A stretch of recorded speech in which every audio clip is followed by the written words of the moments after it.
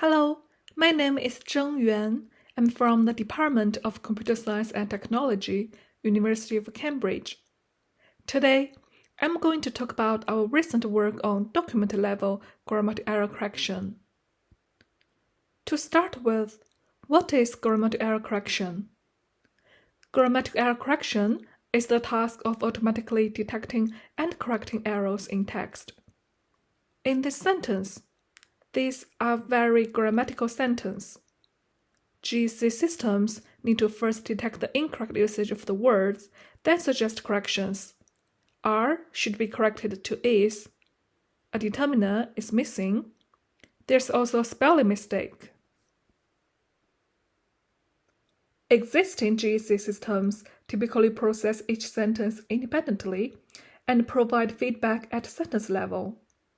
Here are some learner sentences. In the first example, a GEC system may propose to change the verb order to its third-person singular form. He orders a coffee. How about the other two sentences? It is sleeping. However, you should quit. They look good, right? What if we also look at their previous sentences? The man went to the cafe. He ordered a coffee. I see the cows in the field. They are sleeping, since we are talking about the cows. Smoking is bad for you. Therefore, you should quit.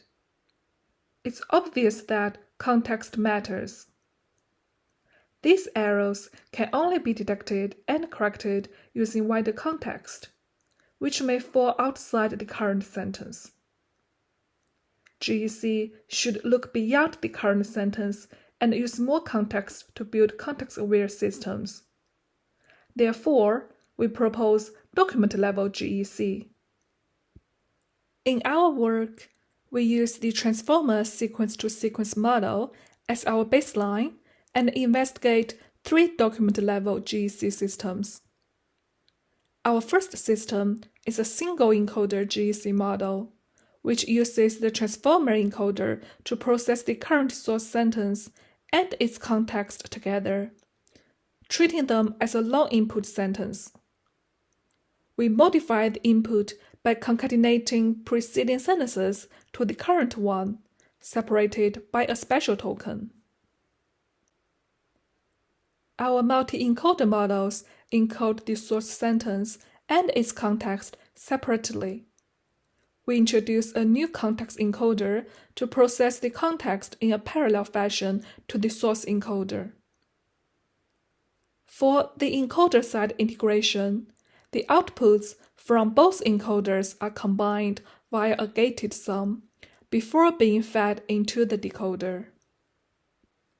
For the decoder-side integration, 2 encoder representations are used as separate inputs to the decoder, where 2 attention operations are performed in parallel and then combined.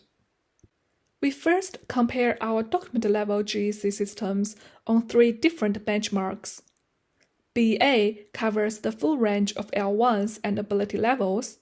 FCE contains the upper intermediate learner English, and Kano focuses on undergraduate students from an Asian language background.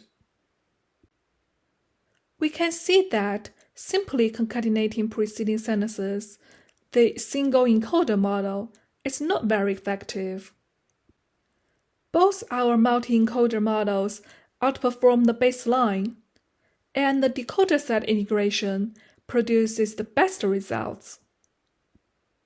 We also notice that context seems more useful in BEA and Kano than FCE. This figure shows how the performance changes in relation to an increasing number of context sentences. We realize that using only one preceding sentence is usually enough, and very long context is not often helpful. To wrap up, we have shown that context is useful in GEC, but very long context is not necessary for improved performance. Experiments on 3 test sets demonstrated the effectiveness of our document-level GEC models. By drawing attention to this understudied area in GEC, we hope to motivate future efforts to build better context-aware GEC systems. I hope you enjoyed my talk and thank you very much. If you are interested in our work, please read our paper. It's already online. Also, feel free to get in touch.